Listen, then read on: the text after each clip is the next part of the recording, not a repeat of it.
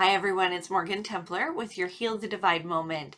Happy Monday. I hope your week has started out strong and you're having a fantastic week.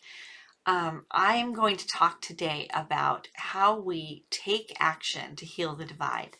We've talked about a lot of different things over the past couple of weeks, and last week we talked about fear and how fear can either motivate us to go out and help others, or it can be the thing that divides us, that actually gets in the way of making a connection. Well, Dale Carnegie said, if you want to conquer fear, don't sit home and think about it. Go out and get busy. Now that applies in our business life, that applies in our interpersonal relationships, that applies in our spiritual growth, in whatever it is you're working on, even your workouts. Don't sit home and think about your fear. Get out and go and get busy. Take action. So I'm going to propose that we find ways to take action. One of the things that I'm aware that we need to overcome is stereotypes. But stereotypes are part of our evolution. In order for us to thrive as a species, we need the ability to make generalizations. So I have a stereotype, which I think is perfectly appropriate, that stoves are hot. And because I know that stoves can be hot, my brain immediately says, check and see if that's hot when I come to a stove to make sure that I don't get hurt or burned. It's how we evolved. We look at a lion and we say, hey, lions are predators. Well, that lion may not be hunting me, but I still have to be aware of and conscious of the lion so that I don't get hurt. It's just how we evolved. In today's society, we talk about stereotyping as bad and that we need to let go of it. And I agree that we need to not hold on to stereotypes. Stereotypes are still useful in situations that keep us from harm. For example, walking down a street at night and someone's lurking in an alley. Well, that should evoke a fear response in our body so that we know to be aware, pay attention. Why are they not out where I can see them? Is there an element of fear?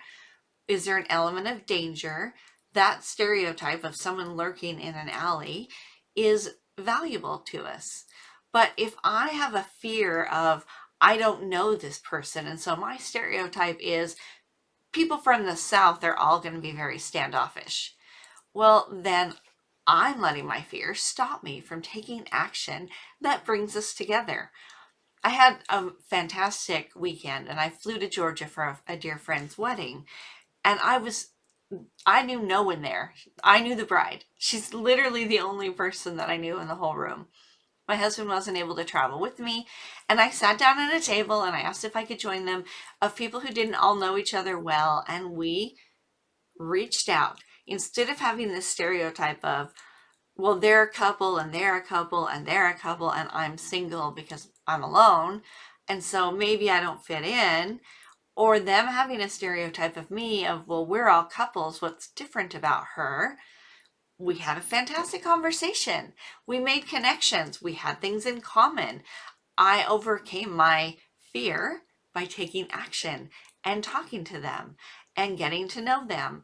And that's how we take action. It pulls us out of our comfort zone, and we pull ourselves out of it intentionally and say, I don't want to be divided. I'm going to overcome that fear and I'm going to come together with people. I'm going to find the common thread that overcomes that stereotype, whatever that stereotype is. So I just want to leave you with that today.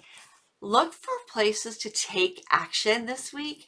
And as you take action, when you have fear, when you find a divide, when you find something that maybe you're having difficulty reaching across the aisle or understanding someone's position or their accent or their culture, reach across that divide, overcome your fear, and literally just take action. Because when we're in movement, we stay in movement.